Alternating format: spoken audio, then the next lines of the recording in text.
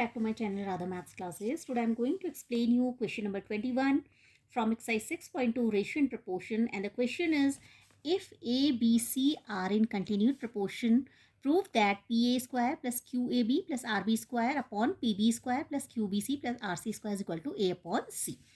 Since A, B, C are in continued proportion, three non-zero quantities of same kind are said to be in continued proportion if and only if this upon this equal to this upon this. A upon B is equal to B upon C. It means these two ratios are equal to each other. Let us consider that each one of this ratio is equal to K. Right? A upon B is equal to K, and this equal to K, and this equal to K. And B upon C, it is equal to K. Implies that A is equal to BK and B is equal to CK. Or I am replacing this B by CK because the value of B is CK. CK into K and B is equal to CK. Implies that A is equal to CK square and B is equal to CK. This is the equation number 1. I'll use this result.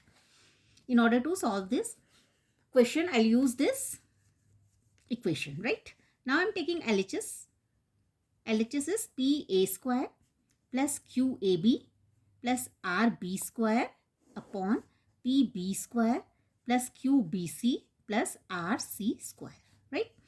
Now the value of A is CK square whole square plus Q. The value of A is CK square and the value of B is CK plus R into B square, B is CK, that is CK whole square, right? Upon P, B square means CK whole square plus QBC, Q, the value of B is CK into C plus RC square, right? This P, C square, and all of you know that A square whole square means A to the power 4. You have to multiply these power. It is a rule of exponent. A to the power m to the power n is equal to A to the power mn. You have to multiply these powers. A to the power 2 to the power A to the power 2 to the power 2 is equal to A to the power 4. Similarly, here C to the power 2 and K to the power 2 to the power 2, 2 to the 4. K to the power 4 plus here Q C into C, that is C square, K to the power 2 and K to the power 1, that is K to the power 3 plus this R, this CK whole square, that is C square K square upon this P into CK whole square means C square K square plus Q into C, C square K plus RC square, right?